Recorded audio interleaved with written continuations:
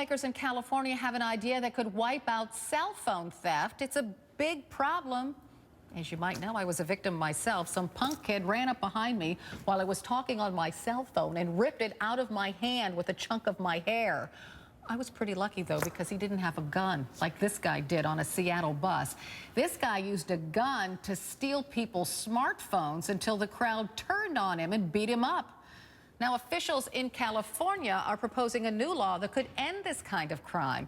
They want to require smartphone manufacturers to install a kill switch that would make it impossible to use stolen or lost devices. Now, the idea is if thieves can't use your phone, there's no point in stealing it.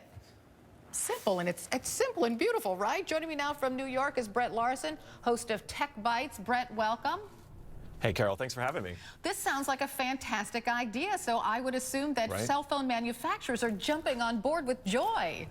Wouldn't you think they would all be on the bandwagon for stopping cell phone theft? But surprisingly, they're not. And I mean, what happened to you is a horrible example of what is happening in a lot of major cities. It's called apple picking. They literally, run up behind you or come up from in front of you with a gun or a weapon and steal your phone. And it's terrible. And the cell phone companies, there's been talk about, let's do something about this. Let's make these phones. They have a serial number that's unique to every individual phone. Make them so they don't work anymore once they're stolen, and they haven't gotten on board with this. So now we're seeing this legislation out of California, which may push this process along of installing this kill switch. Explain this to us. What is the kill switch? Is it like an app? Could I install it on my phone? Right. It would be something that the device manufacturer would actually put into the phone. It would be a software. It's not a physical switch, but it would be a software that runs that would effectively listen for or take in a signal from either the cell phone carrier or from law enforcement officials. Once you say my phone is stolen, they send out the signal to the smartphone. The signal tells the phone to shut down, and then your phone is actually inoperable. So now, the downside to that is if that kill switch is accidentally flipped, you have a phone that no longer works. One of the reasons that the cellular telephone industry, the CTIA, doesn't want to get behind a kill switch is what they're afraid of is hackers could gain access to these things and send that signal to your phone for no reason, and then you have what's known as a brick. Your phone just doesn't do anything. It doesn't even turn on. Oh, that is a new term that I think everyone should learn, a brick, and we have a definition to put up. So tell us what a brick is.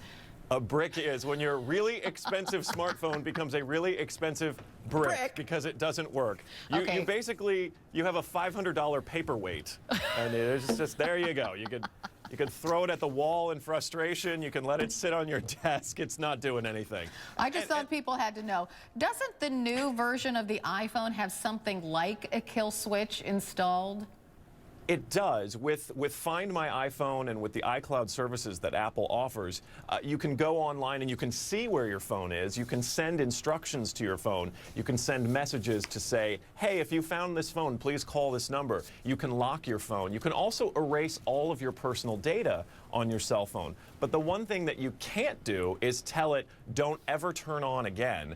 And the problem here is if somebody steals this phone, I can erase all my data, I can make it not work unless you punch in my code, but if you stole my phone, there's a pretty good chance you're going to be able to take that to a computer, plug it in, and wipe out all the data, including the data that tells it don't open unless someone puts a password in. And then you can turn around and sell it. Yeah, well, I'm sure that's exactly what happened to my iPhone. Someone's enjoying it to this day, although I don't know who that person is. Thank you, Brett Larson, for joining me this morning. Thanks Much appreciated.